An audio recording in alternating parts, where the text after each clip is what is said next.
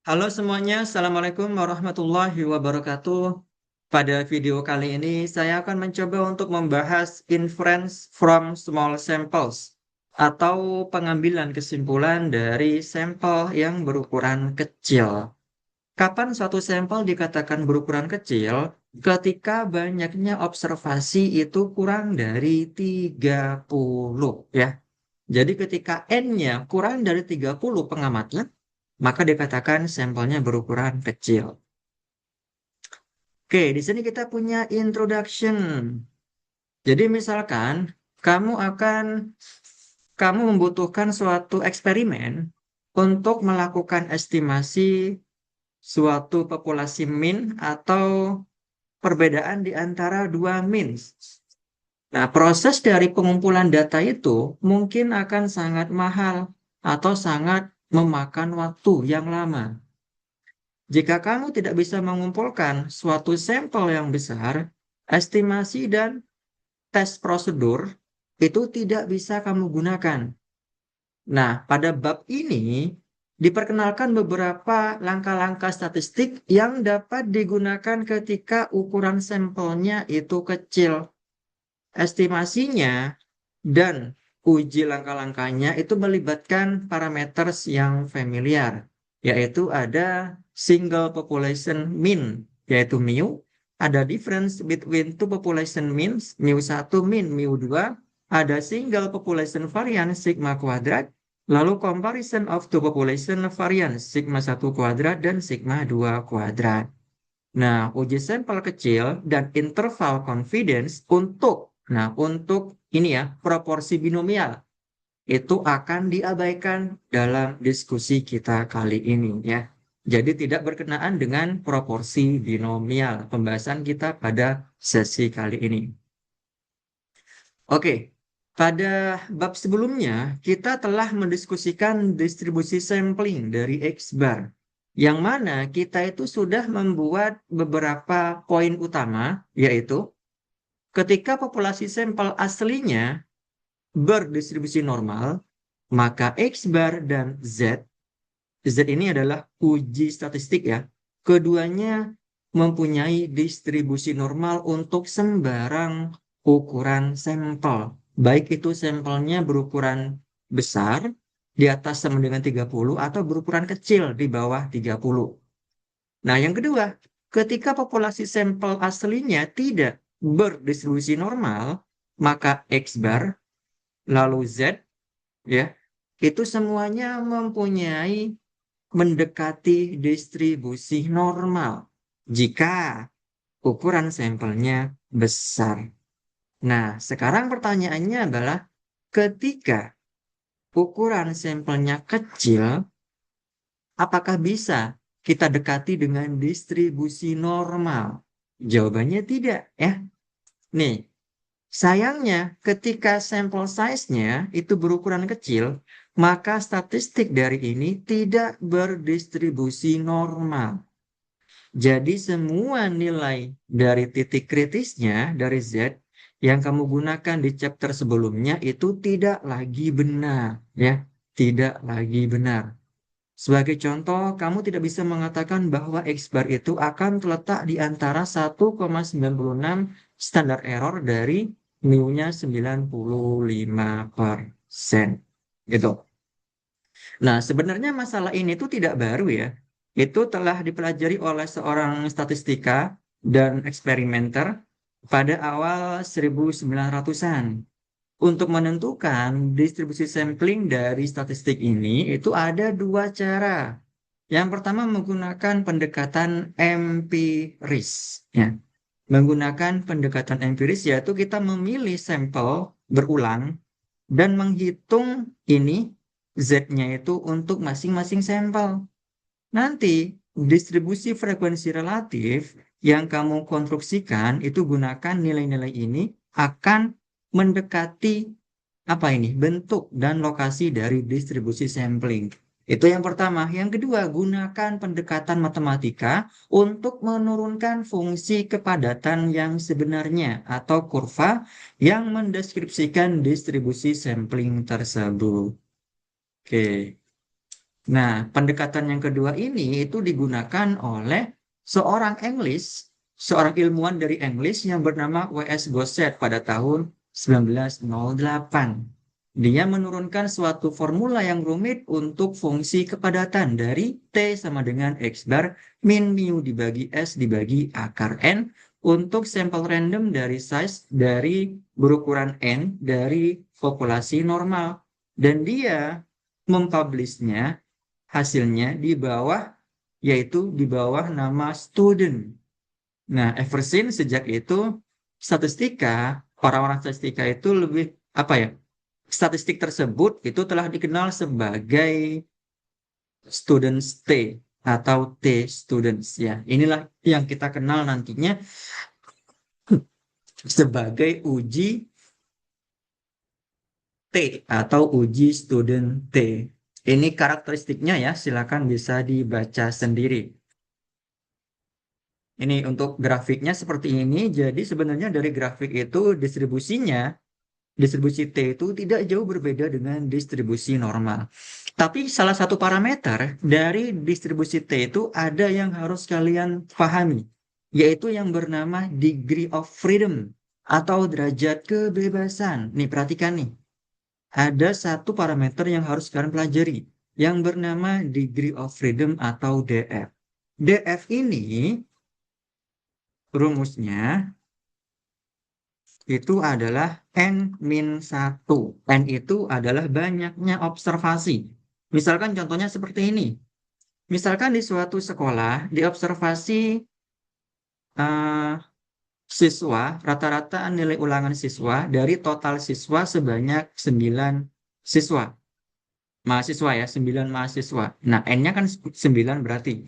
Nah, DF-nya itu berarti 9 dikurang 1, yaitu sama dengan 8.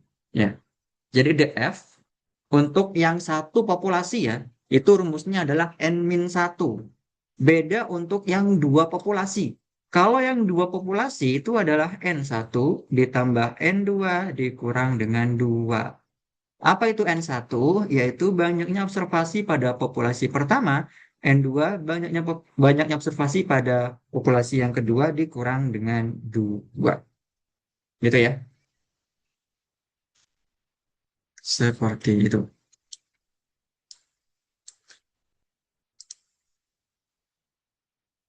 Oke, di sini kita punya tabel 10, yaitu contoh bagaimana caranya menghitung tabel T. Bukan menghitungnya, tapi menggunakan tabel T. Ini tabelnya cukup simpel dan sangat sangat gampang untuk kita gunakan. Contoh 10.1 di bawah ini. Untuk distribusi T dengan 5 derajat kebebasan, berarti langsung aja 5 itu di sini. Nilai dari T yang punya area 0,05 ke kanan ditemukan pada baris kelima di kolom yang ditandai T 0,05. Ini. Nah, ini tinggal kita cocokkan aja, yaitu hasilnya adalah 2,015. Gitu ya. Itu cara gampangnya. Lalu kalau misalkan kita punya alfanya, ini tuh alfa ya. Ini tuh alfa 0,1, 0,05, 0,025, 0,01 itu adalah alfa. Ya, alfa. Yaitu daerah penolakan. Alfa. Misalkan alfanya 0,01. Lalu saya punya banyaknya observasi itu adalah 10. Berarti berapakah nilai tabelnya? Tabel T-nya. Berarti N sama dengan 10 itu artinya DF-nya sama dengan N-1 untuk satu yang populasi. Satu populasi berarti 9. 9 itu di sini. Lalu alfa 0,01 di mana? Di sini. Berarti nilainya adalah 2,821. Gitu ya. Itu cara membaca tabel distribusi T. Nah, di sini misalkan kamu punya suatu sampel berukuran N sama dengan 10. Nah, pastikan dulu ya, datanya itu atau banyaknya observasi atau N-nya itu kurang dari 30. Baru kamu bisa menggunakan distribusi T.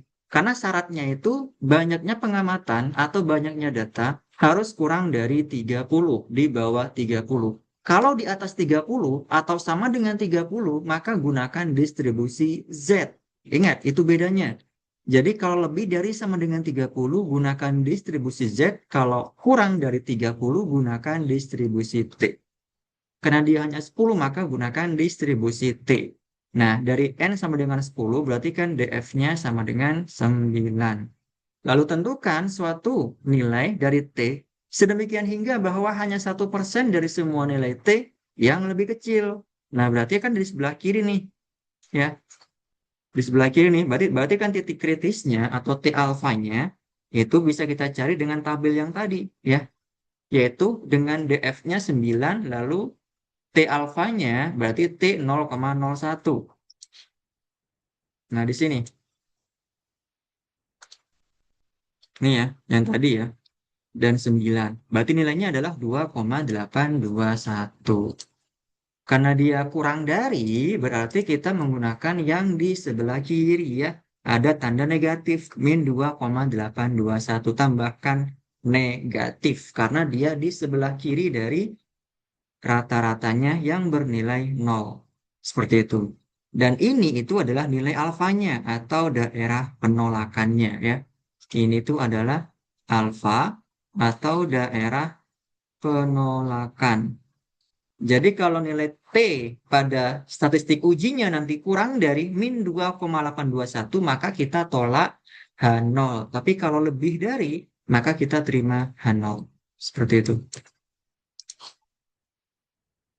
Nah, ini langkah-langkahnya dalam menentukan uji hipotesis dari sampel yang berukuran kecil, yaitu yang berukuran N-nya kurang dari 30. Yang pertama, hipotesis 0, H0 sama dengan mu sama dengan mu 0. Ini selalu menggunakan tanda sama dengan. Mu sama dengan mu 0. Lalu untuk hipotesis alternatif, untuk satu ekor atau satu arah, mu lebih dari mu 0 atau mu kurang dari mu 0. Untuk yang dua arah, maka gunakan tanda tidak sama dengan. Lalu gunakan rumus uji statistiknya, ini sama dengan yang Z tadi. Tapi kalau yang T itu menggunakan tanda sama dengan ya. Kenapa kalau T menggunakan tanda sama dengan? Karena pada T itu ciri khasnya selain N-nya yang kurang dari 30, ternyata sigmanya itu juga tidak diketahui. Sigmanya tidak diketahui. Karena dia tidak diketahui, nilainya itu maka yang diketahui apa? S. Maka yang diketahui itu S-nya. Yang diketahui itu S. Jadi, di sini menggunakan tanda sama dengan karena ada S. Beda dengan Z. Kalau rumus Z, itu distribusinya ya, uji statistiknya, itu menggunakan tanda estimasi seperti ini, perkiraan. Rumusnya sama, X bar min mu 0 dibagi S dibagi akar N. Tapi kenapa menggunakan tanda perkiraan? Nah, kenapa? Karena sigmanya itu diketahui. Sigmanya diketahui. Tapi kan rumusnya di sini nggak ada sigma. Adanya S. Berarti dia diestimasi dengan menggunakan S. Ya, ya nggak? Sigmanya diketahui nih. Tapi kan dalam rumusnya nggak ada sigma. Adanya S. Berarti sigma itu nilainya nanti diperkirakan sebagai nilai S atau diestimasi sebagai nilai S. Makanya ada tanda estimasi ya ini ya, perkiraan. Lalu ada rejection region atau daerah penolakan. Menolak H0 ketika, nah untuk uji yang lebih besar berarti T lebih dari T alfa. Ada di sini nih ya. Kalau yang kurang dari gimana? Berarti nanti kita gambar harus ada di sini. Ini daerah penolakannya, ini alfanya, dan titik kritisnya di sini itu berapa? Min T alfa. Jangan lupa tanda minnya. Ini adalah rata-ratanya 0. Lalu yang dua arah, berarti ada dua arah nih. Dan jangan lupa alfanya dibagi dengan 2 ya. Kalau dua arah, T alfa per 2 yang di sini min T alfa per 2.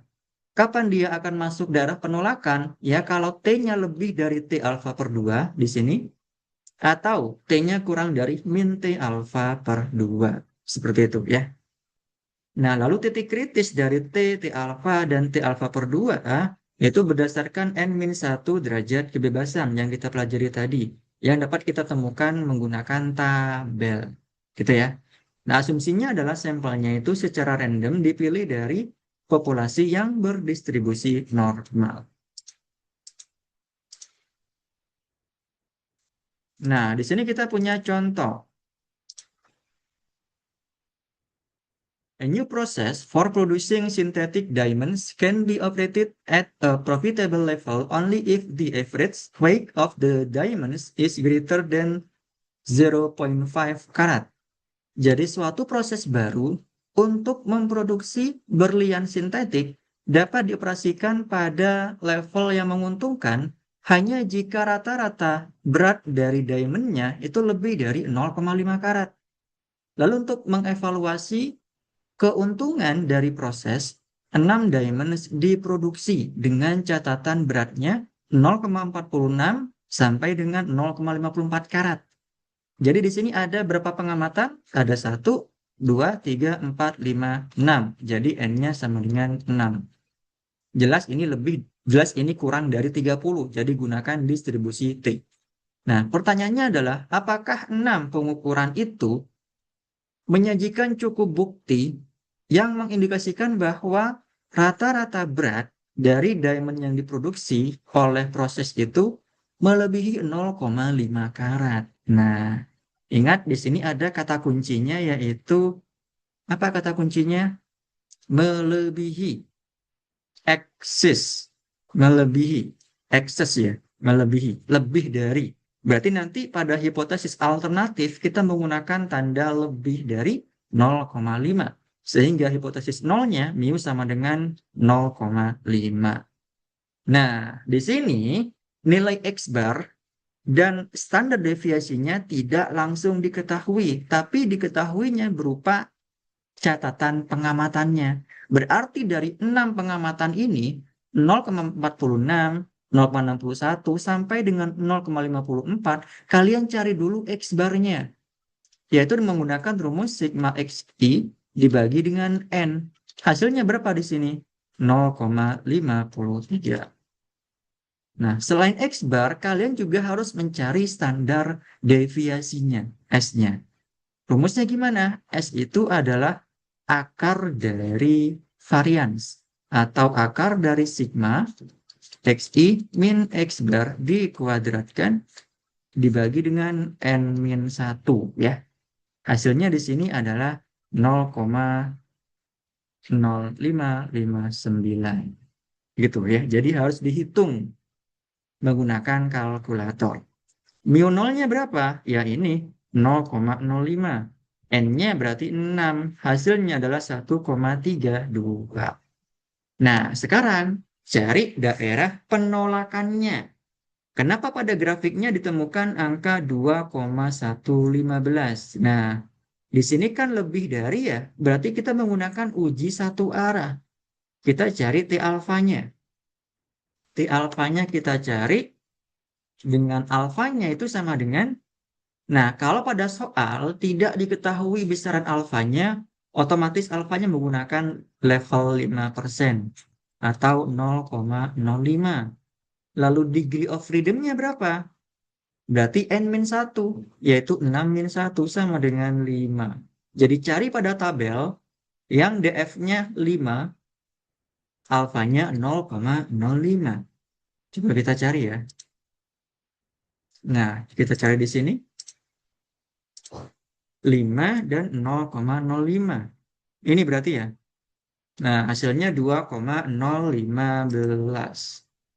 Nah, benar ya. Hasilnya ternyata beneran 2,015 di sini. Ini adalah titik kritisnya yang memisahkan daerah penolakan dengan daerah yang tidak bisa ditolak. Lalu kita bandingkan dengan nilai T-nya. Nah, ternyata nilai T-nya itu 1,32 tadi. Ternyata 1,32 itu kurang dari 2,015. Jadi tempatnya di sini dia. Ternyata dia tidak masuk daerah penolakan. Kalau tidak masuk berarti ya harus ditolak. Ya, coba kita perhatikan kesimpulannya. Karena nilai perhitungan dari uji statistik 1,32 tidak masuk ke daerah penolakan, maka kamu tidak bisa menolak H0. Kalau tidak bisa menolak H0 berarti terima HA. Jadi kesimpulannya apa?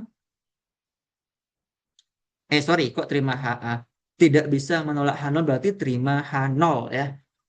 Jadi H0-nya yang diterima. Apa itu? Mu sama dengan 0,5. Atau gunakan kata-kata yang berlawanan dengan eksis tadi. Apa itu? Datanya tidak menyajikan cukup bukti yang mengindikasikan bahwa rata-rata dari diamond tersebut beratnya melebihi 0,5 karat. Jadi ada kata-kata don't. Tidak menyajikan cukup bukti ya. Karena kita tidak bisa menolak H0, berarti kita terima H0. Seperti itu ya.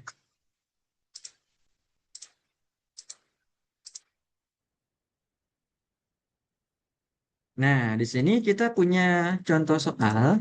Ini nanti bisa kalian coba sendiri ya. Jadi ada sebanyak N observasi ya dari suatu sampel dari populasi normal. Ada 1, 2, 3, 4, 5, 6, 7, 8, 9, 10. Kalian hitung rata-ratanya, berarti X barnya sama dengan sigma XI dibagi dengan N. Ini dihitung nih jumlahnya berapa dibagi dengan 10. Lalu hitung standar deviasinya, S-nya. Sama dengan sigma XI min X bar kuadrat dibagi dengan N min 1. Ya. Lalu kalian gunakan uji hipotesis untuk menguji tentang ini, apakah mu-nya itu kurang dari 7,5. Gunakan alfanya 0,01 ya. Seperti itu. Nah, kalau barusan kita belajar mengenai satu populasi, sekarang kita belajar mengenai dua populasi rata-rata di mana sampel randomnya bersifat independen. Ya, bersifat independen. Kita langsung aja. Nah, di sini kita punya uji statistik ya. Uji statistik. Kalau untuk satu populasi tadi, untuk yang satu populasi rata-rata tadi, itu kan rumusnya T sama dengan X bar min mu 0 dibagi S dibagi akar N. Kalau yang dua populasi means itu rumusnya menggunakan rumus ini. T sama dengan X1 bar min X2 bar. Ini tuh 0 ya. Ini tuh selalu diasumsikan 0. Berarti ini dianggap hilang. Berarti rumusnya tinggal X1 bar min X2 bar. Dibagi dengan ini. Akar S2 kuadrat 1 dibagi N1 ditambah 1 min dibagi N2. Apa itu S kuadrat? S kuadrat itu adalah yang ini. Nah, N1 min 1 dikali S1 kuadrat dikali simpangan baku atau standar deviasi dari populasi yang pertama dikuadratkan. Ditambah N2 min 1 dikali S2 kuadrat yaitu simpangan baku dari populasi yang kedua dibagi N1 plus N2 min 2. Nah, pembagi pada ini itu dinamakan sebagai degree of freedom untuk dua populasi. N1 plus N2 dikurang dengan 2. Ya, N1 tambah N2 dibagi dengan 2. Ini. Ini ya, N1 plus N2 dikurang 2 merupakan degree of freedom. Oke, ini langkah-langkahnya. Coba kita perhatikan. Jadi yang pertama, langkah-langkahnya ketika kita menentukan uji hipotesis dari sampel yang berukuran kecil ya untuk dua populasi means. Jadi yang pertama H0-nya itu diasumsikan mu1 min mu2 sama dengan D0 dan selalu diasumsikan D0-nya itu sama dengan 0. Jadi ini bernilai 0. Sehingga nantinya H0 itu mu1 min mu2 sama dengan 0. Lalu gimana hipotesis alternatifnya? Berarti mu1 min mu2 lebih dari 0. Ini dianggap 0, ini juga dianggap 0. Atau mu1 min mu2 kurang dari 0. Atau untuk dua arah berarti mu1 min mu2 tidak sama dengan 0. Ada juga yang menuliskannya itu seperti ini ya. Jadi mu2-nya dipindah ke kanan. Yaitu H0 mu1 sama dengan mu2. HA-nya berarti mu1 lebih dari mu2. Mu1 kurang dari mu2, mu1 tidak sama dengan mu2. Nah, ini kedua-duanya benar ya. Silakan bisa dipakai yang mana aja. Dipakai salah satunya. Lalu untuk uji statistiknya, ini dianggap 0 ya, sama dengan yang tadi yang sudah saya jelaskan barusan. Ini rumusnya, S kuadratnya diperoleh dari rumus yang di bawahnya ini. Untuk rejection region itu juga sama dengan yang sebelumnya ya. Seperti itu. Nah, ini titik kritisnya dari T alpha per 2 itu didasarkan pada nilai degree of freedom, yaitu N1 plus N2 dikurang dengan 2. Gitu ya. Nah, kita langsung bahas pada contoh soalnya di sini. Kita langsung aja pada inti dari narasi ini, dari paragrafnya. Jadi, following data berikut memberikan nilai pada suatu ujian dengan kemungkinan poin 45 untuk satu grup dari N1 sama dengan 9 student yang mengambil kuliah online. Jadi ada dua grup. Grup pertama terdiri dari 9 siswa yang mengambil kelas online dan grup kedua yang juga 9 siswa yang mengambil kelas konvensional atau kelas offline gitu ya. Lalu pertanyaannya adalah apakah data ini cukup menyajikan bukti yang mengindikasikan bahwa nilai-nilai untuk siswa yang mengambil kelas online secara signifikan higher, yaitu lebih dari mereka yang menghadiri kelas offline atau konvensional. Dan ini nilai-nilainya ada 9 ya, 1, 2, 3, 4, 5, 6, 7, 8, 9. Ini juga 9, 1, 2, 3, 4, 5, 6, 7, 8, 9. Nah, dari masing-masing nilai ini, dari dua populasi ini, kalian harus cek dulu, harus hitung dulu X1 barnya, lalu X2 barnya, S1-nya, dan S2-nya. Ya, ini data yang pertama, misalkan. Ini data yang kedua. X1 barnya berarti rata-rata dari nilai yang kelas online. X2 barnya rata-rata dari nilai yang kelas offline. S1-nya berarti standar deviasi dari yang kelas online. S2-nya standar deviasi dari yang kelas offline. Seperti itu. Ada kata kunci higher di sini berarti gunakan lebih dari pada hipotesis alternatifnya. Ini, mu1 lebih dari mu2. H0-nya berarti mu1 sama dengan mu2. Udah pasti ya. Nah, dari sini ternyata diperoleh S1-nya itu 4,9441, S2-nya 4,4752. X barnya berapa di sini? Ini ya, X1 barnya, ini X2 barnya. Tapi kita hitung dulu S kuadratnya dengan memasukkan nilai S1 ke sini dan S2-nya ke sini. Lalu dibagi dengan N1 plus N2 min 2. Hasilnya 22,2361. Lalu T-nya seperti ini dengan memasukkan nilai S kuadrat ke sini. Hasilnya 1,65. Sekarang kita cek daerah penolakannya. Kita gambar grafiknya. Lebih dari berarti di sini ya. Ini T alfanya. Alfanya di sini berapa di sini alfanya? Tidak diketahui berarti dianggap 0,05. DF-nya berarti N1 9 ditambah N2 9 dikurang 2 sama dengan 16. Berarti pada tabel kita cari 0,05 dan 16. Di manakah 0,05 dan 16? Ini ya, 1,746. 1,746. Nih, ini ya, hasilnya benar ya. Jadi T alfa nilainya 1,746. Bandingkan dengan T-nya. Apakah T ini lebih dari 1,746? Ternyata tidak, dia kurang dari 1,746. Jadi dia tidak masuk daerah penolakan. Berarti kita harus menerima H0. Gitu ya. Nih, comparing, bandingkan nilai observasi dari uji statistik T sama dengan 1,65 yang di sini dengan titik kritisnya 1,746. Kamu tidak dapat menolak H0. Kesimpulannya apa? Jadi ada ketidakcukupan ya, ketidakcukupan bukti yang menyatakan bahwa nilai kelas online lebih tinggi dari nilai kelas konvensional pada level signifikan 5%. Gitu ya, teman-teman ya. Semoga bisa dipahami. Nah, ini untuk latihan soal, silakan bisa dikerjakan. Sekian dari saya, terima kasih. Assalamualaikum warahmatullahi wabarakatuh.